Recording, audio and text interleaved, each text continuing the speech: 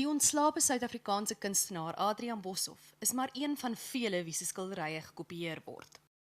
Die namaaksels word dan voorgehou as oorspronklike werke. Eunice het een van die land se voorste kunsafslaers besoek om te hoor hoe gereeld hulle vervalste en nagemaakte kuns teekom. Ali Kansefit van Sandton Auctioneers sê dit is moeilik om te weet of 'n skildery gekopieer is, maar hulle probeer dit tog hokslaan sodat hulle kopers kan beskerm.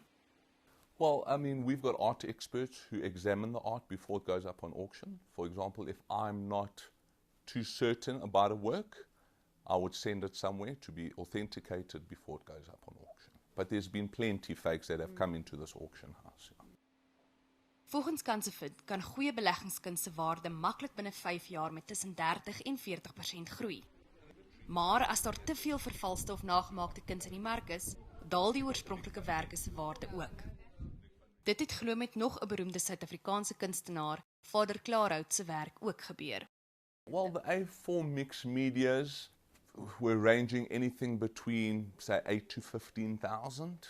And when the fakes came onto the market, people were picking them up for 2,000, 3,000, you know. And then all of a sudden it has increased in value again since the fakes have been sorted, cleared out a bit. So, yeah, all of a sudden people are wanting more Father Kleerhuis. Before they weren't, I mean, when all this was happening a couple of years ago, people weren't even looking at buying Father Kleerhuis, unfortunately. Al die kunskenners met wie Eunice gepraat het, stel voor kopers doen deeglike navorsing voordat hulle beleggingskuns koop. Jy kan ook nie net enige kunshandelaar vertrou nie. Wes Hendricks is 'n kunshandelaar wat gekant is teen enige vorm van kopiëring, maar hy sê sommige van sy medehandelaars is tog bereid om vir kopers te lieg.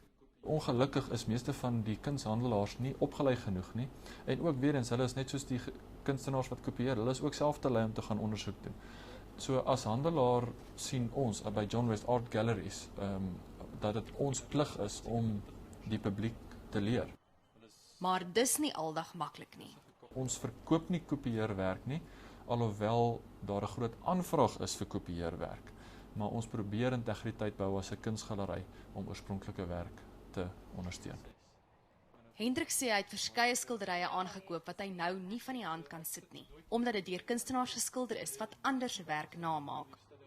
Hy weet egter van kunshandelaars wat weet skilderye is gekopieer, maar het juis voorhou as oorspronklike werk om die mark so kunsmatig te laat groei.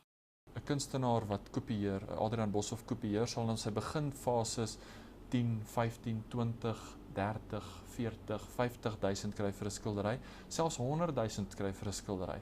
En dan wanneer daai mark in mekaar val, kan jy letterlik nie, dan is daai skildery niks werd nie. Die enigste waarde van daai skildery is die raam. Carla Coetzee, Eunice, Johannesburg.